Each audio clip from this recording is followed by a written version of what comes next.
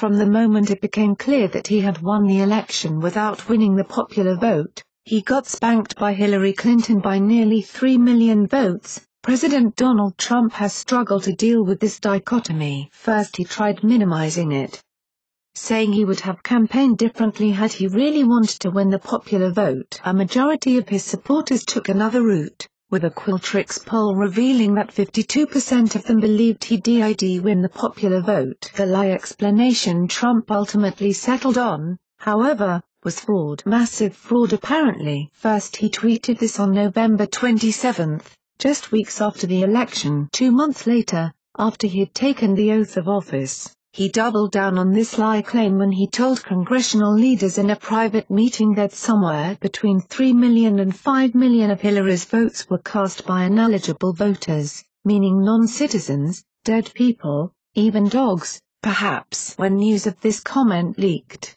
reporters pressured the White House for clarification. Deep down the rabbit hole by now, the president decided to keep going, tweeting a day later, If you're confused, you're not alone. The media has been trying to make sense of these wild, unsubstantiated accusations for months, but to no avail. Does he have evidence no one else has? Is it just his ego? Is he lying just for the fun of it? State secretaries of state are the top election officials under election law, and it's they who were accountable for election fraud in their respective states. Not a single one has corroborated the president's claims, and those who have spoken out on the issue dismiss any claims of voter fraud outright. Even his own attorneys concede that no evidence of voter fraud exists. Former Attorney General Eric Holder has a theory, however, and it has nothing to do with Trump's ego, as hard as that may be to believe. According to Holder, lying about voter fraud is a very calculated move for a very specific reason. Speaking at the National Action Network conference in New York City,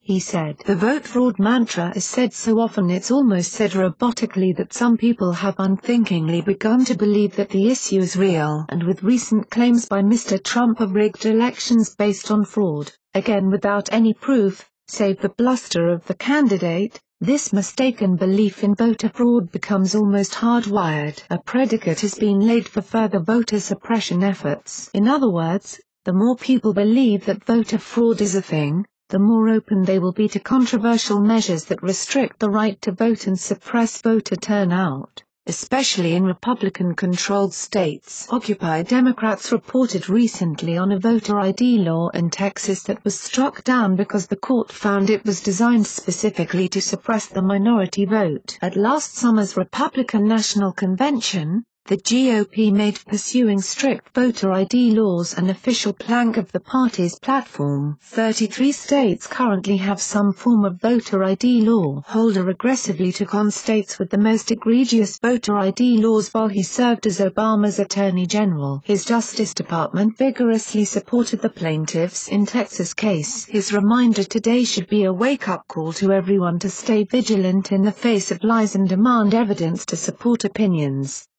Otherwise, Nazi propaganda minister Joseph Goebbels' maxim could come true. People will believe a big lie sooner than a little one.